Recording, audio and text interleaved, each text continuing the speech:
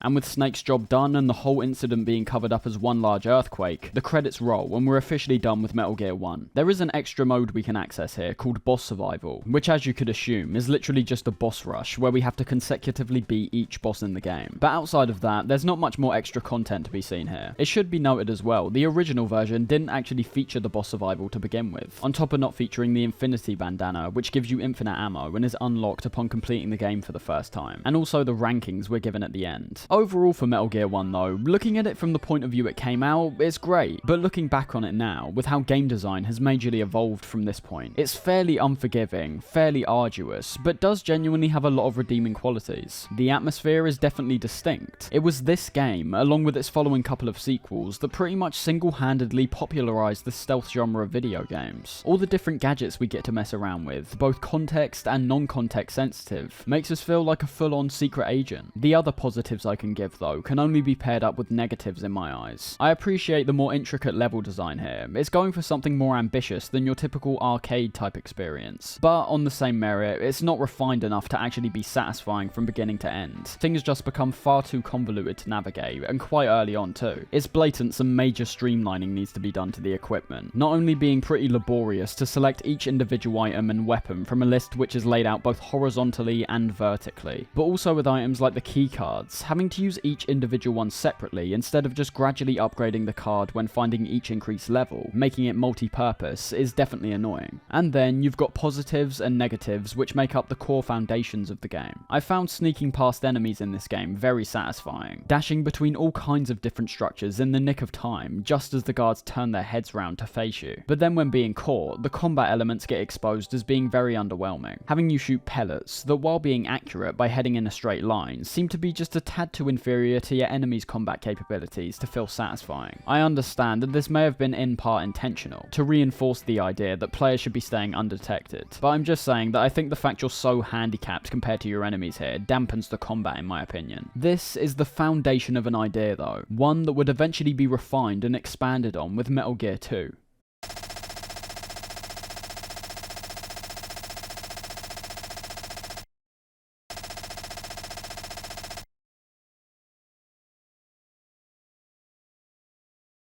The development of Metal Gear 2 is quite interesting, as from what it appears from my research, it seems that Konami was initially hesitant to allow Kojima to work on a sequel to the original MSX title. This mainly stemmed from the immense success of the NES version of Metal Gear, which was released to other countries like America. A game that I should mention is seen as considerably inferior to the MSX version, and one that along with its sequel we won't be touching on due to it not even being canonical to the franchise. Kojima had zero involvement in its development, and the sequel to the NES version, this being Snake's Revenge, was specifically being made for countries outside of Japan. Looking to Kojima at the time though, he didn't appear to be interested in developing a sequel himself to begin with. That's right, it wasn't all on Konami. Even after the very first Metal Gear game, Kojima showed almost no interest in continuing the series on. The idea for an MSX Kojima-headed sequel actually came about from a discussion with one of his co-workers, one which had already been placed on the development team of Snake's Revenge. And we have a lot to thank this co-worker for, as after only one train ride where he encouraged Kojima to pursue his own sequel, Kojima had already established a premise for this sequel, with development being approved after a pitch to Konami. And starting up Metal Gear 2 directly after the first game immediately shows even more ambition compared to the first game, not launching up to a black screen only showing the title, but instead a full-on intro sequence, this being the first clear signs of what would soon be known as Kojima's notorious cinematic approach to video games. The intro shows both the credits of those who are most essential to the game's development, as well as numerous amounts of high-tech visuals appearing on screen, all of which coalesce to the development of a brand new Metal Gear mech that we're supposedly going to have to take down. The emphasis on the Metal Gear itself and the more intricate design of the mech, setting the stakes just like the first game, while also making the Metal Gear itself be even more of a spectacle. That's not all though. After this intro, we're brought directly into another sequence, giving us some more backstory on the operation we're about to carry out. It's told that by the late 1990s, the world appears to be on the brink of some kind of total peace and stability between all nations. Real-world conflicts like the Cold War are brought up here, yet another aspect which subtly shows Kojima's focus on linking his video games to real-life events, something which eventually becomes the basis of many Metal Gear games. All the world's conflicts are described as being almost entirely resolved, with the threat of nuclear war now being a thing of the past. However, a military group establishing itself in a place called Zanzibar Land in the Middle East desires more chaos, attacking numerous nuclear weapon disposal sites around the world, and taking the nukes which are yet to be destroyed, eventually leaving Zanzibar Land as the only remaining country in the world to hold nuclear weapons, putting all other nations across the world at threat of nuclear war again, one that due to their renouncing of nukes leaves all other nations in a far more vulnerable state. Not only that, but the world's oil supply also ends up drying up unexpectedly, with the only person who's been able to synthesize an alternative, this being Dr. Kyo Marv, being kidnapped and taken to Zanzibar Land. Kojima's writing begins to truly excel from this point onwards in terms of the Metal Gear series. Even this final line, a tiny microbe, only a few microns wide, is about to change the world forever. It feels incredibly impactful. The stakes here are potential world domination, something which might sound quite generic when comparing this to other similar pieces of media, but it's the way all of this is conveyed, making the situation seem almost hopeless, before taking us directly to the start screen, which works so well when pumping up the player. It might seem hopeless for everyone else, but with us stepping back into the shoes of Solid Snake, there's a sense of determination to prevent this potentially cataclysmic event from occurring. And getting into the game, there's many things to take into account right off the bat. The first of which for me was the audio, having 3 different music tracks play, which define both Snake's introduction, his initial radio call with the Colonel, who's now replaced Big Boss as our primary source of guidance, and also in a story sense has replaced Big Boss as the head of the Foxhound unit, and also what we'll find is the main theme of this section when taking control of Snake.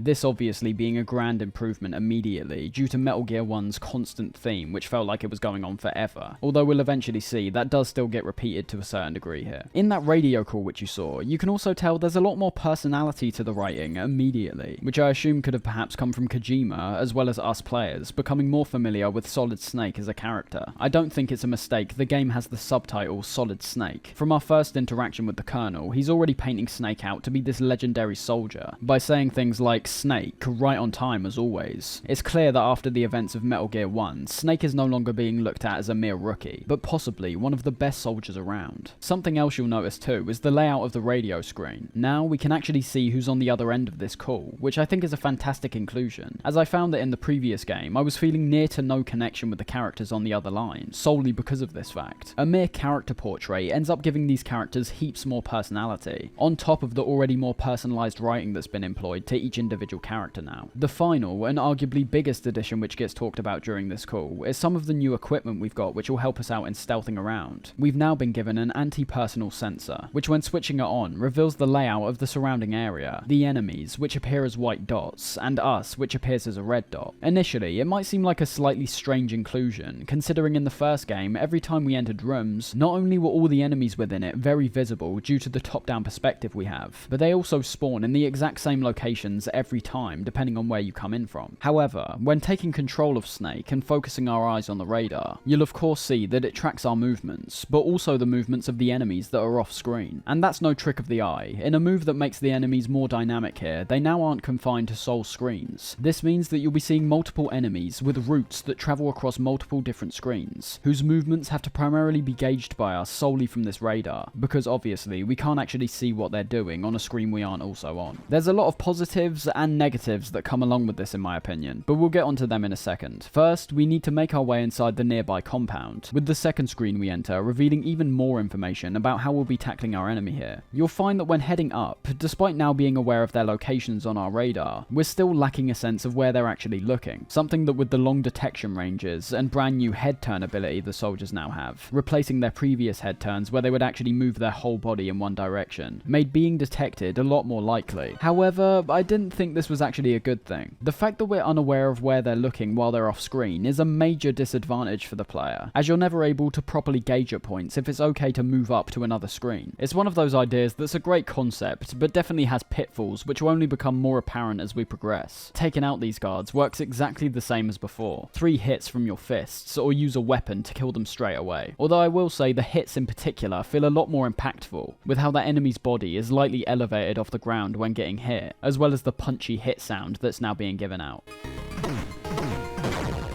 A nearby truck that we can find reveals another issue which has been fixed, and that's how we could exploit the previous game somewhat by entering and leaving rooms with items like ammo and rations in, to fully stock up on them. As you can see, despite there being a ration inside here, once we pick it up and attempt to enter back inside the truck, it's no longer there. A great fix on the surface, but I did eventually end up discovering rooms that still adhere to the old way of acquiring these items, unfortunately, although they do end up seeming far more intentional here, so perhaps that type of approach genuinely was supposed to be like that in the first game. Finally, to get past the fences, we're made to utilise our new ability to go prone and crawl along the floor. In terms of sneaking past enemies, I never actually found the crawl to be that effective, to be honest. For example, I never ended up seeing any difference between crawling on the floor or going prone behind objects, compared to just running around or hiding behind objects while standing up. The enemy's sight lines don't appear to be effective whatsoever, and most, if not all objects in this game that we can hide behind are still big enough to where we don't need to go prone. Instead, the crawling is primarily used for moments like this, where we either need to crawl through entrances, go through vent shafts, or merely to find items in small crevices. The final one of those also working as the best example of how you can circumvent enemies while going prone, although I will say the placement of these are far more sporadic than you might expect. Entering inside the first building immediately made me realise how significantly I think the graphics have improved from the previous title. We aren't able to just walk through the front door, but instead have to head through some vents, in which the detail can already start being distinguished from all the different vent openings, nuts, bolts, and pipes we can see here. But then heading out of the vent and into the main bulk of the building, we can already see the same kinds of artillery like tanks which were lying around in the first game now have a considerable amount more detail to them. Same goes for things like the walls, floor, and railings which we can see here, which compared to the first game are used a lot more sparingly in each individual section. Literally every building we entered in the first game had the exact same floor tiles, perhaps with some recolouring to give the illusion of some variation in the environment, whereas here we've actually got a much broader range of textures being used. The only concern I had in relation to this opening section was not any kind of regression, but instead an issue in terms of how the opening is structured. It seems to be identical to how we start the first game. We're plonked into this infiltration mission, told what we have to do, but are given absolutely no direction on how to do it or where to go whatsoever. I would have hoped to see some kind of progression in relation to this facet of the game, but unfortunately, as we'll come to find, Metal Gear 2's biggest pitfall in my opinion is the exact same as the first, and that's how convoluted the game eventually becomes in its later stages. Don't be mistaken though, although I am bringing this up in relation to the opening section, I don't think it's all bad of course. As I've already mentioned, just like I don't think players should be left completely out in the cold, I also don't think they should be forced to be handheld and treated like they don't understand how to piece together anything. In the opening, I do think a certain degree of freedom should actually be given to the player. It gives them more opportunity to explore the area to its full potential instead of heading directly to their mission objective, as well as having their confusion about where to go most likely result in them becoming more familiar with their environment, working well with how they'll be able to interact with it later into the game. Something else I also think's a positive for this game in my view is that each building and each individual floor within these buildings was a lot more distinct compared to the first game. For example, the first floor of the first building is characterized by elements like the stairways which lead to the elevators, effectively showing that height can be used in this game to avoid enemies that are on the ground level. And there's even negatives I can point out that despite not liking them, do still give this single floor more personality, like the long walkways that are on the bottom floor, which you'll find when you enter an alert phase will make it nigh on impossible to escape while journeying up or down one of these. I mentioned the elevators a second ago, and you'll find when using them this time round, they've been streamlined and have a lot more style about them now. As opposed to before where you'd have to slowly and manually move the elevator up or down by yourself, now all it takes is a single button push to both call the elevator to your current floor, and one more button push when on the inside to go up or down. We do still end up getting what appears to be a totally unnecessary hindrance, in the fact fact there's 2 elevators here for whatever reason, both of which need to be used individually at points to gain access to certain floors. Again, I don't really know why though. There's nothing positive that's actually gained from this, only a negative in terms of having to switch elevators, which takes up more time, and also a confusion if you don't remember which elevators have access to which floors. Taking the elevator to the second floor, however, made me aware that certain mechanics in this game are getting shown off both more effectively and more often, which luckily does also go for the endurance of this game. The ground of the second floor is primarily made up of these see-through tiles, which make a distinct clicking sound when you walk on them. This in turn will make any of the guards that are on the same screen as you suspicious, with them audibly notifying this and immediately going to investigate the noise that you've created. I love this element, as it uses audio much more effectively to actually create an effect in the game itself. If a guard's on their way to check out the sound, you've got to think fast and get out of there before they discover you. And of course, you've also got the other aspect of this, which is how negating this sound utilizes other elements of the game like the crawl. Crawling on these tiles removes all sound, but you're also able to tap in whatever direction while standing and have no noise generated too. The progression is very similar to the first game here, and I mean almost identical. Between the several floors we've got in this first building, we need to find things like a level 1 keycard, a gas mask, and some infrared goggles, in which I should also mention we do find a pistol on the outside of the building as well, just like the first game. Between this time, we come up against threats that we're mostly familiar with: guards, cameras, and the infrared sensors, which this time are a lot less static than before, with most of the times these are featured having the lasers continually rotating on a cycle of different patterns, giving the infrared goggles even more purpose here. It's basically the same old continual investigation like the first game, albeit with the removal of the prisoners now, with you now having no kind of class system, which I thought was somewhat disappointing, but nothing I cared about too much either. In some ways, it might even be a positive, having our max health now be increased every time we beat a boss, which does end up feeling a lot more gratifying. But all this investigation eventually culminates when we discover the first boss of the game, Black Ninja, who, just like the guy who impersonated Dr. Madnar in the first game, tricks us into thinking we found Dr. Marv before launching us into a boss fight. So I think now would be a good time to talk about the combat and how the stealth now operates in this game. And although there are definitely improvements here, there's certain aspects which I still find to be underwhelming for the most part. Considering we're at this boss fight right now, we'll start with the action-oriented combat, and this is an area that I think has the least amount of change overall. The bullets are still pellets, and I noticed in this game that both yours and the enemy's bullets travel even slower than before, which I found actually worked well to give you more of a chance to escape the damage being put out from the enemies, but also can give you just as much trouble trying to get your own shots off too. Looking at Black Ninja as well, I think in bullet-based encounters like this, things are bordering on the unfair side of things once again, with how Black Ninja's shots travel much faster through the air, and not only that, but they can also travel in multiple directions, something that we're still unable to pull off. It's in the very early boss fights like this where certain issues really start presenting themselves, although I will say that as the game goes on and you're given back some useful equipment like the body armor and more effective weaponry, these issues do lessen to quite a substantial degree. The first thing I was made aware of was somewhat counterintuitive in terms of something I personally wanted from this game, and that's the removal of our ability to exploit item drops like rations and ammo. Make no mistake, I was searching all these different levels as thoroughly as I possibly could, and still went into this boss fight with hardly any rations. And for a first boss that is genuinely quite difficult, I felt that some health regeneration was definitely necessary here. There is one thing though, it's partly my fault. One of the things we can do before the boss fight is enter numerous ventilation shafts, emerging in a trash disposal area. It's this area which reveals that item exploit issue hasn't disappeared, as we can see trash bags getting funneled down the same chute we just came down, which ends up holding items like rations. Exiting the room and coming back in will always present another trash bag that we can search, although a lot of the time these trash bags will be holding stuff that we can't actually use, meaning we'll have to exit the room and try again. So in actuality, what I perceive as an issue hasn't actually been resolved, it's just been made more tedious to actually achieve here, and I don't know if I actually prefer this. If you're gonna still have a system where we can stock up on supplies by entering and exiting a single room, why make it this monotonous? It's a positive because it's not repeated in every single room with equipment in, but also a negative because I personally found the game didn't balance this aspect out. Now, some may attest to this, just telling me to get better at the game and to conserve my items more effectively, but I play games all the time. I'm not unfamiliar with common game design conventions and typically can figure out pretty quickly what makes a lot of games tick. Just because of the sheer hours I've spent playing games over the course of my entire life, I can confidently say I'm generally not too bad when I get to grips with whatever game I'm playing. And in my personal opinion, I believe the game's balanced in a way that's a lot more unforgiving if the player makes mistakes, takes damage, uses up ammo, and so on. And I mean a lot more unforgiving. So much to the point where I think it becomes unnecessarily difficult if you aren't going into certain encounters encounters fully prepared without making any mistakes beforehand. That's my point. You remove the item exploits in the first game and you've got the exact same issue. It's like they solved that problem without actually thinking of the repercussions of how that'll translate to boss encounters like this. Of course, you can also do the trash bag trick, but after a few attempts, you end up feeling like you're merely wasting your time. Talking about the Black Ninja boss fight though, it's one that I like the concept of, but overall found the most frustrating out of almost every boss encounter here. Black Ninja has the ability to teleport, which I enjoyed. You can never get too close to him, otherwise he'll teleport to another side of the room. Something I feel might have been an active response to how you could literally walk right up and obliterate tons of the bosses in the first game without much consequence. Outside of that though, things start to become a bit more arduous. Pairing up his ability to teleport with his fast movement, fast bullet output, and wide spread of these bullets, the chance to actually retaliate without taking damage becomes slim to none. It's a boss that I think would have worked very effectively if the area was a bit wider, as there's many instances where bullets are simply unavoidable depending on where you and the Black Ninja are placed. And the most common thing that occurred during this fight once again brought up my issues with how the bullets are thrown out of our pistol here. There's so many times in this fight where Black Ninja was literally standing right in front of me, I shoot a shot and he either runs or teleports away before the bullet can actually reach him. It's a fight where you're made to feel so inferior that it ends up ruining the fight for me personally, as although you could argue it's something that's been put in place to create a sense of peril in terms of the present and future narrative, having the very first boss of the game seem overpowered compared to you. The fight itself I just found to be mainly unenjoyable, so that reasoning doesn't excuse it for me.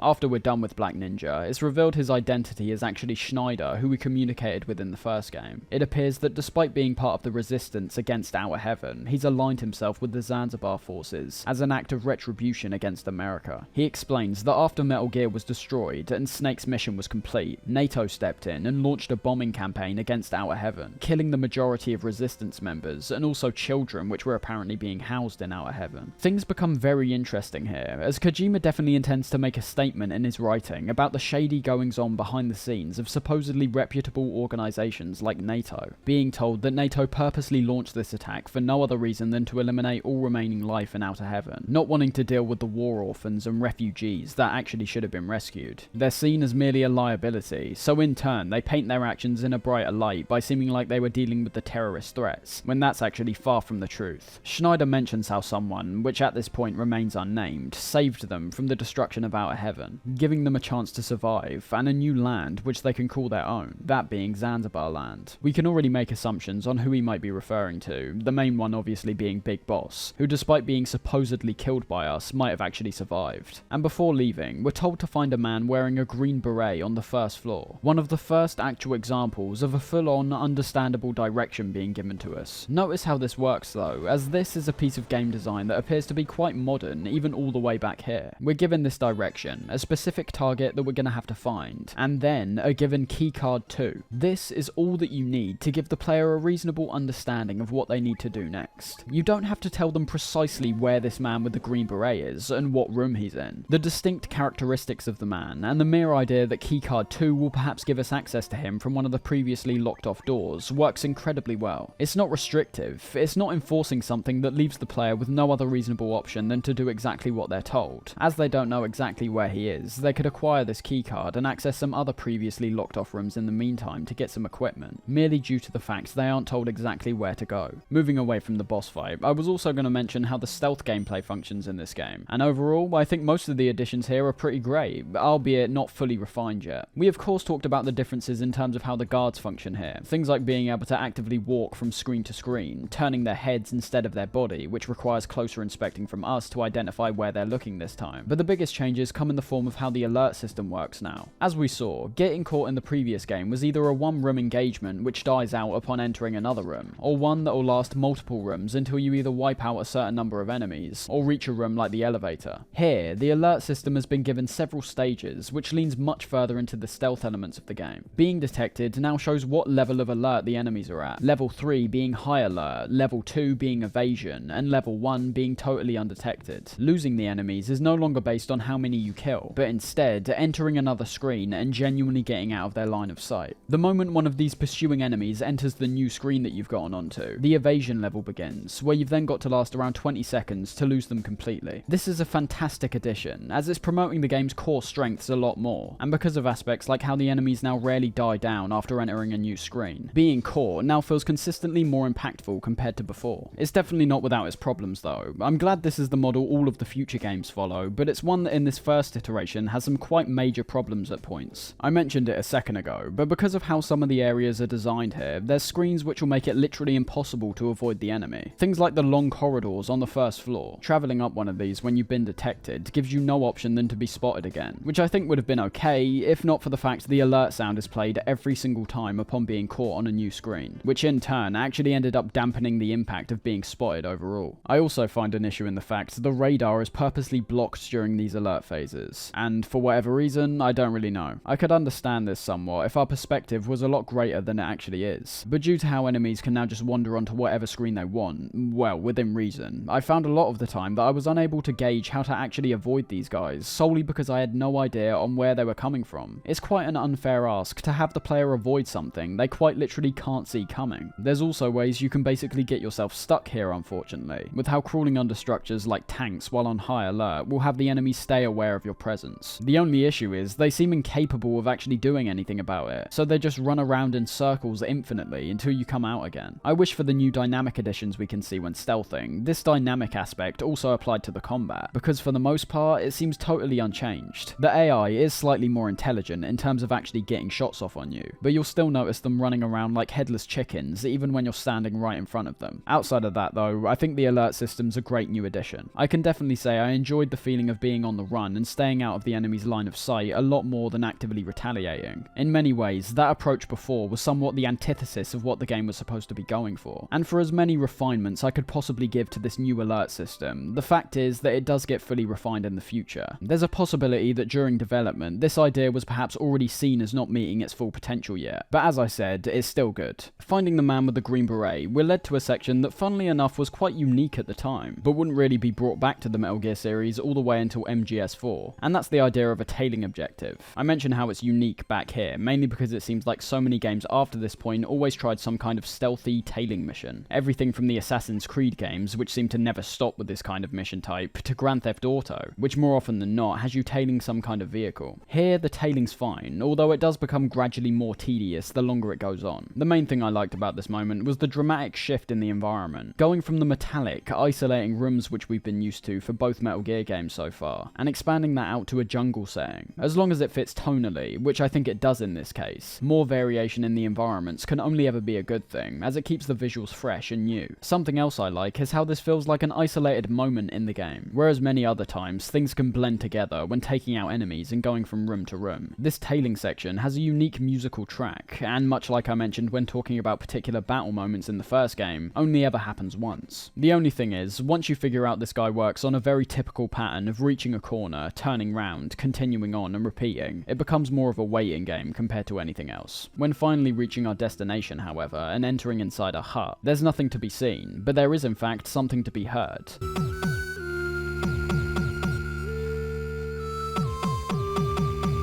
There's some kind of tapping coming from the walls, and when getting in contact with the kernel, we're told it's Morse code that we've got to now decipher. Only issue is, the player's told to look at the manual to solve this puzzle, something which isn't included physically or digitally with any of these non-MSX re-releases of Metal Gear 2. A great concept, I should say, that requires the players to do something in the real world compared to in the actual game, but one that nowadays requires a Google search more often than not, which is slightly unfortunate. We're given the code 14082, and when attempting to call this number on our radio, we're put directly in contact with Dr. Madnar from the first game. Marv is said to be in the tower building, a few kilometers north of the first building, already making us aware that it isn't just the narrative structure that's quite similar here, but also the gameplay structure too. But other discoveries we get here are confirmations of both Metal Gear's presence and apparent completion in Zanzibar land, as well as being told that Big Boss is very much alive, and is once again behind everything that's going on here. We end up getting a new radio frequency too, one belonging to a zoologist called Jacobson, that despite having very limited usage in terms of helping us progress, is one of the first instances where Kojima appears to be adding these optional characters and dialogue to merely impart knowledge that he's interested in. Might sound quite strange to begin with, but it's something that Kojima does more and more often as the games go on. It's just yet another one of his weird writing quirks. Although it might ultimately be irrelevant to the plot, this overabundance of well-written and interesting information given out by characters across the series is definitely something that's distinctly Kojima. Whether you like it or not is a different issue though, and I understand both sides of that coin. Before heading forward to the tower building, we're advised to go and acquire a mine detector first, obviously due to there being some kind of minefield up ahead. But you'll actually find that due to us being able to crawl on the ground in this game and pick up the mines, the mine detector is actually less essential, but still obviously useful. Thing is though, heading forward isn't the best option right now, despite being encouraged to do so, primarily because we'll eventually reach a roadblock in the form of a hind D that we have no way of taking down currently. So heading back to the jungle, we're able to find a swamp by heading to the right hand side. And once again, we've reached a moment that is so horrendously outdated that I find it almost hilarious. Trying to step into the swamp will have us move very slowly, and not just that, if you continue to walk through it like this, you'll eventually sink completely under and die. The only way to get through this area alive is basically trial and error, where we have to find an invisible path that will get us safely to the other side. I don't really have much to say about this, it's just awful. It's quite literally impossible to identify where the path is, so you'll just find yourself falling into the swamp, retreating to a place which elevates you back up, and continuing this immensely slow process until you reach where you're supposed to go. The only thing I can say is that because you unfortunately have to journey on this path a few more times across the game, it does eventually become easier to navigate from memory, but it's still inexcusably tedious. And talking of tedious, I'd say that also applies to the boss encounter that we discover across the swamp. This being a guy known as the Running Man, with his one ability being that he can run fast. Literally, how is this guy a threat? Well, he's not really. You discover that running is genuinely all this guy has, with the main threat being the gas which gets leaked into the room, making the whole concept of this boss fight reliant on how fast we can kill him. It's very underwhelming. There's no alternative ways we can take him down, or unique strategies to employ here. All we have to do is chase him around the rooms while placing mines on the ground, which he'll run into. Enough said. One thing that's even more annoying here though is that no checkpoint is put in place before the boss fight, with the final one that would have been activated being one in the desert area which leads to the Hind D, which means if you fail, which I genuinely did a few times due to being unable to beat the boss in time, you've got to go back across the swamp again, which is just a pure nightmare. With the level 3 keycard now in hand, we can do a few things, first of which is to enter a nearby room and get some information on where a stinger missile is from some kids, this of course being able to be used against the Hind boss in a moment. But let's not skip over the fact that kids are actually in this game, locked up in cells and wandering around, although the dialogue doesn't indicate they're particularly bothered by this for some reason. It's quite a ballsy move to put kids in a game that features violent elements to begin with, especially because they're actually able to be killed by the player, having the exact same health loss repercussions as the prisoners from the first game. And although they're never put in any kind of peril throughout the game, I find the mere inclusion of them here to mostly show Kojima's strong adherence to his plots. A lot of other developers would have shied away from including kids here, let alone giving you the ability to actually kill them, but as they've already been mentioned to be located in Zanzibar land, and also for the purposes of further reinforcing the big bad villain that is Big Boss, they were put in mainly as a striking visual, and also an information source. Heading back to Building 1 to acquire the Stinger missile, we actually end up seeing some streamlining to the keycards here, which wasn't just unexpected, but entirely welcome. One of the new doors we can enter holds a red keycard, which replaces all the other 3 existing keycards we're holding and merges them into one. As there's still a lot of keycards to acquire, those also eventually being merged with their blue and green counterparts, it's still not the most functional system in the world, but you best believe it's a lot less finicky than what we've dealt with previously. During this time, we're also able to find weapons like the submachine gun, which is a far greater alternative to the pistol, finally giving us a weapon that has bullet spread, as well as obviously having a weapon that fires automatically, which can be very good for getting yourself out of tight scrapes, due to accuracy not being as much of a concern. With Stinger in hand though, it's time to take on that Hind D, in a boss fight that while not being particularly challenging when you know your way around it, definitely presents a more unique challenge. This is because unlike other bosses we've gone up against in Metal Gear 1 and 2, the Hind D isn't actually on screen during this fight, but instead flying around the air and shooting down at us. This fight's a lot more based on guesswork in terms of how effectively you'll be able to get your shots off, because although the Hind D's shadow can be seen on the ground, it's actually more effective to pay attention to the radar here, something that worryingly has been where my eyes have been focused on for a large part of this game, although we'll get onto that criticism a bit later on. The Stinger has a very large area of attack. As long as you're preemptively firing every time the Hind enters one of the 4 squares that makes up the arena, you'll be guaranteed to hit it every time. I wouldn't say it's an absolute pushover though. The damage the Hind gives out is quite significant, and the fact it's in the air during the battle does present a bit more of a disorientating effect. Ultimately, I think it's one of the best encounters in the game, despite not even lasting that long. It's got a unique concept and a surprisingly solid execution. Not much else to really say about it. Moving on to the second building, we're told once again by the Colonel to check information in the software manual, this time being a change of frequency, the reason for to this currently being unknown. We're also told here that using a cardboard box and jumping onto the nearby conveyor belt is the most effective way of getting inside. So, discovering the cardboard box once again, which from here on out becomes one of the most recognizable staples of the franchise, we make our way inside. Very shortly after, we get a call from our ally Holly, who's apparently been captured and is being held inside the building. And it's definitely during this section where the reintroduction of convoluted instructions and confusing level design rears its head once again. You could almost assume that from the main bulk of the floor we enter at, the ground floor being one big spiral with a few different elevators spread about which gradually get closer to the center. It would be a reasonable assumption to make that because the first elevator we come across is on the outer layer of this spiral, this is most likely the one we need to go on first, but you'd be wrong. It's actually the second elevator which can be found in this spiral, a design which I should mention isn't just horrible to traverse because of how long it takes, but also presents that very same annoying issue if you end up getting caught, where you'll never be able to get out of the enemy's line of sight no matter how fast you run. Although that's not as much of an issue, considering there's some small crevices which are laid out all around the spiral, presumably to try counteract the criticism I just brought up, although I still think it's valid. Going down the elevator takes us to a sewer filled with kids, and it's here where we can find Holly, being located behind a hidden wall, which thankfully don't get used anywhere near as much compared to the first game. The writing and music during Snake and Holly's conversation insinuates there's supposed to be some kind of romantic atmosphere here.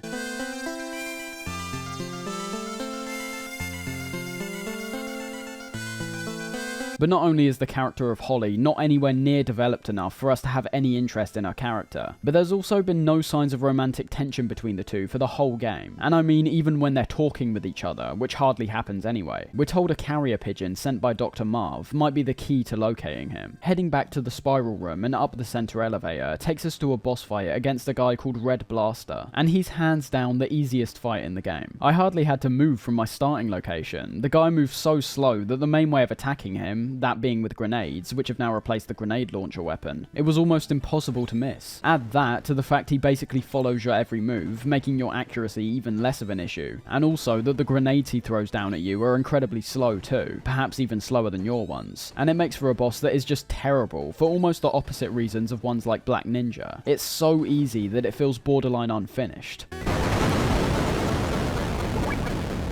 It turns out that Red Blaster was guarding the way to the roof, which upon blowing open the door to it, we discover the carrier pigeon flying around. This is another simple moment that I think is played out very effectively, and it's once again based on the idea of context sensitivity, or I suppose a lack thereof in this case. For those who are unaware, context sensitivity is a type of game principle, which is based on things like allowing players to perform certain actions they typically aren't privy to for the bulk of the game. So for example, before Breath of the Wild, the Zelda games oftentimes had fishing mini-games, ones which were activated by a button prompt and bring you into a self-contained fishing moment. The reason this would be considered context sensitive is due to the fact that fishing is something you can't do anywhere outside of this specific minigame. You can't pull out a fishing rod and throw it into any sort of pond yourself. You need to be at the exact location which allows you to do this. Fast forward to Breath of the Wild, and fishing appears to be entirely removed. But that's only if you're referring to the idea of catching fish with solely a fishing rod. Things in this game were made far less context sensitive, so in turn, the act of fishing now has to be performed slightly differently, using things like bombs, which you can explode in the water and see fish rise to the surface. The minigame approach might seem more authentic to the fishing concept, but the other presents more freedom by not restricting these moments to specific points and specific ways of catching your fish. The reason I bring this up here is that despite obviously not being as broad as Breath of the Wild, one thing this pigeon moment showcases is the idea of items that are multi-purpose. I define this moment as semi-context sensitive, due to the fact that the only way to catch this pigeon is by using one of your pre-existing rations, something which before this point has only ever been used for health regeneration. By having these rations be utilised in a similar effect throughout the endurance of the game, that's when something becomes fully defined as non-context sensitive in my eyes. But of course here, they aren't. It might seem quite insignificant here, but although I might sound like a broken record, with hindsight, this definitely appears to be a very loose foundation to what will eventually become a lot of instances that are non-context sensitive in the future. When capturing the pigeon, there appears to be some kind of code attached to its leg, signed off by Dr. Marv, and by phoning a guy called Master Miller, another one of those characters that I had to actively search up to get his frequency, due to me never actually receiving a call from him in my playthrough. It said that it's some kind of digital number. One thing I do like here, which works as a great in-between in terms of feeling completely lost and knowing exactly what to do, is that this is more of a hint, with Miller even signing off with a sort of confident wink that will piece everything together. But what I like even more here is that if you're still genuinely confused about what you need to do, giving Master Miller a second second call will have him basically solve it for you. Something that gets questioned and criticized by the gaming community, with a lot of people in recent memory hating the idea of easy modes for hard games and skip buttons for players who are struggling. But I've never seen an issue at all. If you're not struggling, great, keep playing and enjoying yourself. There's no need to criticize other players which are having a good time just because they're not having the exact same experience as you. The code ends up leading to Marv's frequency, but there's one issue. We don't understand the language he's speaking. So after a call with Madnar, we're told to find a woman called Gustava, who's disguised as one of the guards, with the way of locating her being to go somewhere only a woman would go. That being a woman's toilet, of course. This whole concept is just hilarious. There's no women soldiers anyway, so why would they have a woman's toilet in the first place? And if she's trying to stay undercover, doesn't entering the woman's toilet seem like one of the worst ideas she could possibly do? Things start becoming frustrating once again after this though, not only because we have to backtrack to the first building, but we've also got to access numerous doors which were once locked off to us, which as I've said, will surely only be remembered by the player if they've noted it down. This part left me stuck for quite a while because I had no clue what doors and floors I've already been to, and what doors I could actually access with my keycards. To sum up though, you're able to now acquire more equipment that we used in the first game, like night vision goggles and RC missiles, and then head up to level 4 and access the door on the left to another area filled with sensors, guards and children. One of the rooms we enter on our way to the women's toilets, utilizing the night vision goggles, which now have the added effect of changing the tint of our screen to a bluish colour, giving the goggles more personality compared to the flashlight we utilized in the first game. For some reason, there's quite a few interesting concepts in this particular area, which are never really matched before or after this. It's hard to describe. It made this section stick out a lot in my mind, but for what reason that was done, I wasn't really sure. For example, you've already got our first exposure to the night vision goggles, which is already quite distinct, but then shortly after that, we get a few rooms filled with soldier mannequins, which end up also having a few actual enemies hidden amongst them. A really cool concept for these rooms, with a practical solution to solving them too, as by using your binoculars before entering each room, you'll be able to determine where the hidden soldiers are depending on the directions they're facing. Then, shortly after we leave these rooms, we're presented with another room with unique effects, which we'll have to come back to later, and that's the freezer. Inside, we find a couple rations which are frozen. However, taking a look to our inventory, we'll see the rations we're carrying are frozen as well, presenting a temporary hindrance we'll have to deal with every time we enter the freezer, where we'll have to wait for the rations to thaw out before we can actually use them again. Nothing that will affect your game substantially unless you're getting into fights a lot, but just a little detail which was quite unexpected. Up ahead is the toilets, where we need to wait around for a while until right on schedule, a guard wanders down and ends up heading into the female toilets, this being revealed to be Gustava, who was mentioned earlier. The dialogue that's shared between Snake and Gustava could have some interesting commentary if you read into it, but I think that's genuinely all it is at this point. My mind started whirring up when it's mentioned that Gustava is most likely an ice skater who competed in and won gold at the Calgary Olympics. A female athlete that's been recognised and commended on a global scale, now being sent into a war zone as a trained spy. Why and how did she end up in this position? Does her involvement in the Olympics have anything to do with the organisation she's following orders from? Why would they pick such a recognisable figure, one that Snake was able to identify immediately, for such a high stakes mission? Lots of questions that ultimately are irrelevant. We'll find out later on that all this stuff revolved around Gustava is merely serving as a bit of character development, which will be elaborated on before an emotional culmination. We're led down to some sewers via a conveniently placed elevator that's literally in the woman's bathroom, and proceed through another maze-like section filled with sweepers. A nice detail here being the fact that as Gustava is now tagging along with us, she can be seen following closely behind Snake, a decision that I much prefer compared to a lot of other top-down games in this style, specifically RPGs, which merely have the characters merge into one and pop out whenever there's an important moment. Journeying through the sewers, we eventually find an elevator to Madnar's location, and following on from our greetings, we get a moment that serves as a very apt foreshadowing of the direction Kojima will eventually take the Metal Gear games in the future, in a number of aspects too. It begins with us heading up for a few identical screens on our way to another elevator, working as a nice transitionary moment for the player, which I've previously described as putting the player in stasis. This effect could be done for numerous reasons. Perhaps you've just come off a high stakes encounter, and the devs want you to take a breather and reflect on what you've just been through. Or perhaps, like in this case, it's a more simple matter of having the long distance you're travelling be manifested into a more literal depiction. So whereas a couple screens in Metal Gear 1 were actually explained to be a very long distance, here we're being shown visually how far we're travelling, the time it takes to reach our destination, perhaps subconsciously closening the bonds of you and your allies, or maybe making the world feel more expansive. As I said, there's numerous reasons why this kind of stuff can be employed in a game. However, I believe Kojima does this here for cinematic purposes once again, which comes in the form of our conversation with Gustava after we stop for a short break. The music is the key thing in this conversation for me. The extent of emotion that's trying to be conveyed from the static text coming up on screen can only go so far. The most you get are things like certain punctuation being used in sentences, or having the words slowly come up on screen when a character's come to some kind of shocking conclusion. The music, however, is the only real indicator for me in relation to how I'm supposed to be feeling. In this case, having a sort of wistful,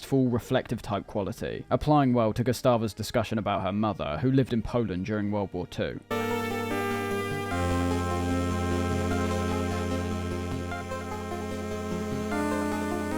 One thing you might have noticed so far about the writing is that it's not all that great. Don't get me wrong, I think Kojima was a figure who at times during the Metal Gear series was miles above any other writer in the gaming scene. And I suppose you can somewhat apply that here, merely due to this game tackling themes and concepts that were rather left field for gaming at the time. Of course, ideas like war have been focused on all the way back since Tank or Battlezone. But whereas those games are using war and artillery as a means to have fun, Kojima already takes a more interesting approach by using subtext and introducing real-world conflicts to portray the horrors of war. That's a very strong theme throughout a lot of the Metal Gear games in my opinion. A sort of anti-war, anti-violence angle. War, at points, is portrayed as a means to an end, but only in the case of villains is it ever actually shown as a net positive. But as I was saying, although the ideas which are focused on in Metal Gear 2 were definitely more interesting than what we saw in the first game, I don't think the writing has yet reached a level where you're actually connecting to these characters properly. Or at least that's how I personally felt. Perhaps it's because I'm missing the classic voice acting from the future games, which I played before this. Or maybe it's because moments like the ones with Gustava in the sewers are few and far between in terms of the overall game. Who knows? But it has to be said, the writing can only improve from this point on. Although I am obviously aware a lot of people still have very substantial and ultimately reasonable issues with Kojima's writing overall, labeling it as cliched, convoluted, and even pretentious at points. I don't necessarily agree with those views, but I'd be lying if I said I didn't understand where these criticisms were coming from. One of the main criticisms are highlighted quite effectively in our talk with Gustava, and that's how blunt a lot of the dialogue is, where even metaphors are made to appear so obvious that I can understand why some people would find them laughable. Lines like, "It was something about the ice, it felt cold," and having that be paired up with her mother's horrors from the Warsaw Uprising paints a very clear picture, which I think is actually a positive trait of Kojima's writing. The bluntness can lead way to very interesting visuals that can be painted in the player's mind. They might be obvious and straightforward at points, but I assume because of how the dialogue is translated and conveyed to audiences outside of Japan, there's inevitably an aspect of the writing that's lost, this being something which permeates through some of the later games too, where multiple lines of dialogue have different, albeit usually subtle differences between the English and Japanese versions of the games. Anyways, the entire conversation between Snake and Gustava is good overall. We get some insight on Gustava's character, which ultimately ends up being quite futile and tropey due to upcoming events in the very short future, giving us details like the only love interest in her life being someone called Frank Hunter, having Snake and Gustava bond over the fact they're completely alone without any kind of family, explaining that she joined the STB and ended up here due to her asylum bid being rejected, and losing her chance to compete in any future sporting events. A lot of backstory is given out in fairly quick succession, which obviously would have been nice if Gustava is a character that sticks around for a while, having us grow an even closer bond to her character by having her personality be enhanced by the backstory we're given. But as we'll see, that's merely not the case. We discover this when reaching a bridge on the rooftop we've been making our way towards, where we actually see what appears to be a set piece play out, which I not only found quite unexpected, but pretty impressive too. The execution isn't perfect, taking us out of the gameplay, so the two characters who were trailing behind us can cross individually for whatever reason. Well, we know the reason ultimately. We can see it a mile away, with Madnar crossing first, then Gustava crossing halfway before the bridge is destroyed with some kind of missile strike.